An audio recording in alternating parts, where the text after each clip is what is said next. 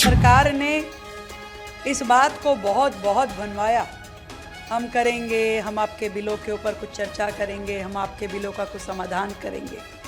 परंतु इतने सालों में पिछली सरकार ने जो काम नहीं किया, मुझे खुशी है कि मात्र 7 महीने की इस सरकार ने निर्णय लिए, सख्त निर्णय लिए, और आज हम इस प्लेटफॉर्म पे खड़े होकर के ये कहने की क्षमता रख रहे हैं कि हाँ, हम पूरी की पूरी माफ़ी योजना ला रहे हैं, एमनेस्टी स्कीम ला रहे हैं, जिसमें सभी घरेलू उपभोक्ताओं के लिए अब तक का जितना भी लेट पेमेंट सरचार्ज है उसे पूरी तरीके से माफ़ किया जा रहा है। मेरी आपसे ये रिक्वेस्ट है कि जिन लोगों के सामने आप इस स्कीम को बता रहे हैं वो कोई जनता तो है नहीं, वो कोई आरडब्ल्यू तो है नहीं। आप सेक्रेटेरिएट के ही प्रांगण में जल बोर्ड के मुलाजिमों को उस स्कीम के बारे में बता रहे हैं, और वो मुलाजिम क्या कर रहे हैं बेचारे, वो तालियां बजा रहे हैं, और वो कर भी क्या सकते हैं। जल बोर्ड के जो अफसर हैं, मुलाजिम हैं, वो तो तालियां ही बजाएंगे।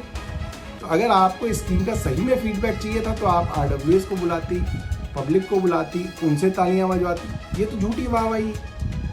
तो मैं आपसे ये कहता हूँ कि झूठी वाहवाही से बचिए, सही फीडबैक जनता से लीजिए, और अगर आपको कोई मदद की जरूरत है तो हम मदद करने के लिए तैयार हैं। ये स्कीम सच में बहुत ही खुशी का अवसर है।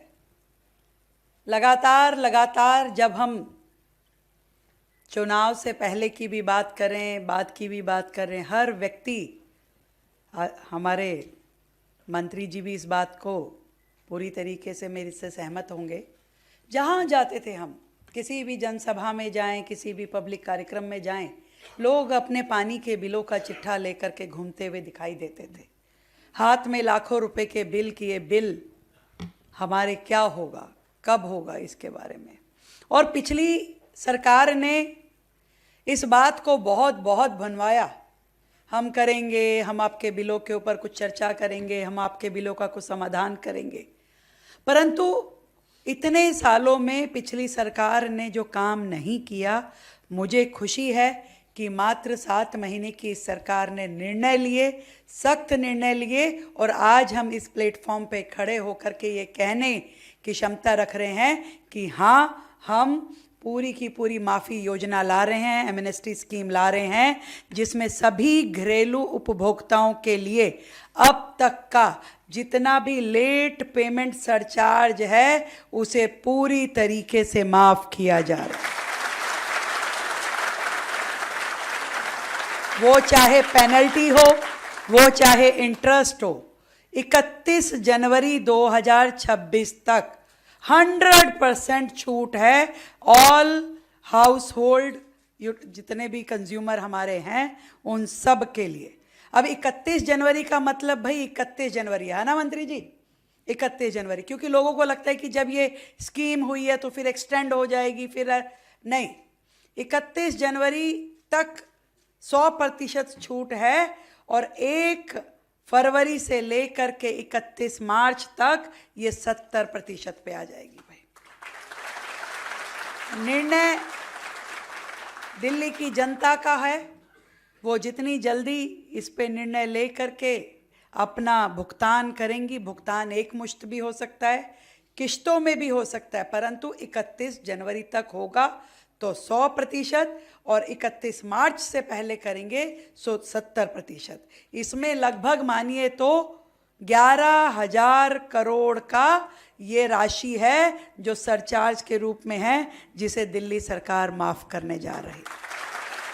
आज दिल्ली की मुख्यमंत्री और जल मंत्री ने एक स्कीम अनाउंस की है दिल्ली जल बोर्ड के बिलों के विषय में, और कहा गया है कि बड़ी ऐतिहासिक स्कीम है। पहली बात तो मैं बताना चाहता हूँ, ये हूबहू वही स्कीम है जो अरविंद केजरीवाल जी की सरकार में 2022 अक्टूबर में लाई गई थी, जिसमें बिल के ऊपर जो LPSC है, लेट पेमेंट सरचार्ज है, उसको हटाया गया था। वो तब भी 100% हटाया गया था। अक्टूबर से लेकर जनवरी तक वो स्कीम चली थी, और जनवरी से मार्च तक 75% वेवर दिया गया था, वैसे ही जैसे आप दे रहे हैं। मैं आपको सिर्फ ये बताना चाहता हूं कि उस स्कीम के बावजूद लाखों लोगों ने बिल पे नहीं किया था, और कारण क्या था? कोरोना के समय में ऐसे लाखों उपभोक्ता थे जिनको गलत मीटर रीडिंग के बिना पर गलत मीटर रीडिंग या मीटर रीडिंग ना हुई उस कारण उनको अनाप शनाप बिल दे दिए गए थे, लाखों रुपए के बिल दे दिए गए थे, कई हजार के बिल दे दिए गए थे।